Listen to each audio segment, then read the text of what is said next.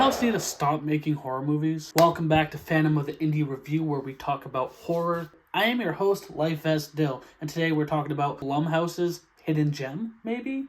Night Swim.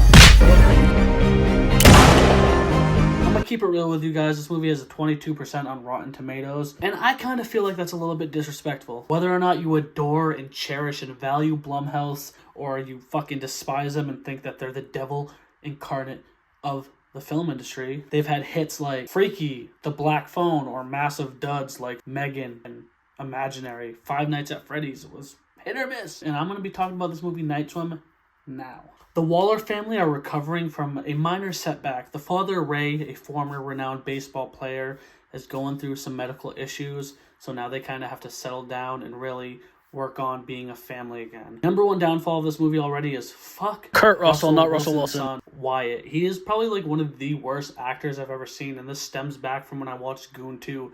He's so emotionless, so extremely bad. Like, I'm not trying to start off on a huge negative, but I feel like one of the main reasons why people don't fuck with this movie is because of how poor of an actor this guy is. He's supposed to be the father, the hero, the backbone of the family, and he's just a dud. All the acting is pretty harsh in this movie, I'll keep it real. Anyhow, this family, they move into this house that lies a sinister secret within it involving the pool in the backyard. First and foremost, like, I understand you want to make things scary nowadays. Jaws made the ocean scary, Wrong Turn made the woods scary, but you can't make a swimming pool scary, and that's just on me. I really hated this movie, like, the first, 30 minutes of it. I thought it was bad. It felt forced. It was awkward. And I'm not much of a hater when it comes to film. I thought the cinematography was fire. I thought it looked really good, but just the story was stupid. From the part of them looking at the house, to the husband instantly falling into the pool and almost dying, and then coming out and being like, yeah, dude, this house is lit. I think this is the one we're going for. To setting up a point for the pool to be a focal point. I understand that they got to utilize the pool sometime, but the fact that it's a family with 2 kids should be good enough, not the fact that the daughter needs to be on the swimming team and the dad needs to use water therapy to feel better. It's just like, dude, we get it. You have to use the pool somehow. As the movie slowly progressed, I kind of dug it a little bit more as it dove, no pun intended, into that, that supernatural aspect, when you gotta swing for the fences and really make your audience buy into it, and you're either going to buy it or hate it. Whenever I'm forced to watch a movie that has supernatural aspects, I don't let that determine the movie for me, because obviously it's fantastical. Obviously it's going to be hyper extended of what reality is, so you can't really judge the movie based off those merits. You got to just accept the world that they created for the film. It has those typical tropes where the father becomes obsessive, crazed by the object, this one being the pool, and obviously there's a supernatural entity that's doing it. I will say, when they first showed the supernatural entity in the water, like at the midway point, I almost laughed. I was like, holy shit, that literally looks worse than a CGI version of the fat bitch from The Little Mermaid. And the movie was kind of all over the place. For a lot of moments with anticipation and tension in the water, every time someone comes out of the water, they're literally unfazed. Like, they'll be under the water for, I swear, longer than anyone could be under there. Then they'll come up and they'll just be like, oh, well, that was weird, right? Am I right or am I wrong? Was that weird? Yeah, no shit, it's weird. And I feel like how fast the family caught on to the fact that it was supernatural was very forced and rushed. The kids are one thing, wild imaginations, but the second the mom sees anything like a little bit of a red flag, she's like, this house is haunted, let me find out about it. In the heart of mystery holds the darkness of truth, true horror, real madness, drip, fed, dread.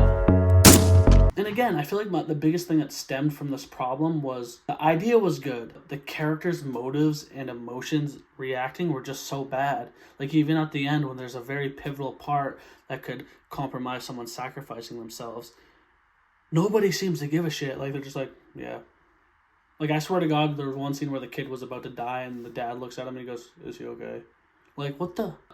There's a scene toward the end when they're unveiling the mythos and lore of the deep waters and the pool and etc. and all that, and the lady who lived in the house prior, she gave a creepy performance, and that scene alone kind of made the movie for me, where it made sense of it all, because at the time you're like, why is this pool attacking people? Why is this pool haunted? And then they gave a reason for it, and it was kind of interesting. But other than that, I don't know, you know me, guys, I'm not much of a hater. I kind of dug the movie, but I can see why it has a 22% on fucking Rotten Tomatoes. I think it's cool that this movie was based off a short film. So the guy that wrote and directed this movie, Bryce McGuire, he actually made a short film of this in 2014. So the fact that it got picked up and turned into a mainstream movie is kind of cool.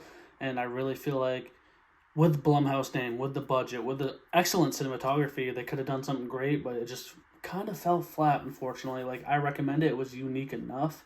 It was different enough.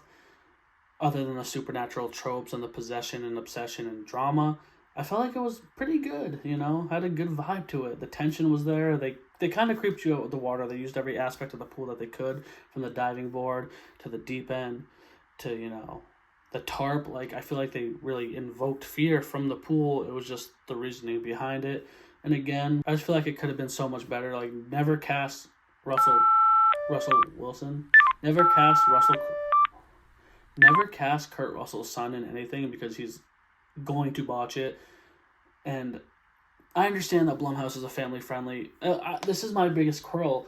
Blumhouse, they're the staple of horror right now, the standard of what mainstream horror is, and I understand they want to cater to younger audiences and get families in, but that defeats the purpose of horror in general. So if you're going to cookie-cut it and make it childish, then switch to a different genre, bro. It's like comedy nowadays. They want to be so sensitive about the content.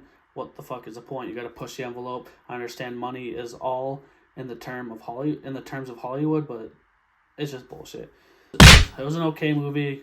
I already have a fear of pools as it is, so it freaked me out a little bit. The acting was atrocious. The story was convoluted. If I worked for Rotten Tomatoes, I would have gave it a 60. I don't know. It wasn't bad, like a 7 out of 10. Alright, guys, let me know what you thought about this review. Subscribe, hit that little ding-a-ling button harassing you saying, hey, it's me, I'm here. And I'm going to say it one time for the one times. Give me a hell yeah for horror. Summer 11 had me a blast, I'll tell you that much. There is nothing to worry about. You're gonna be just fine. She just goes a little mad sometimes. We all go a little mad sometimes. Whatever you do, don't fall asleep. Don't be afraid. No. Be afraid. Be very afraid.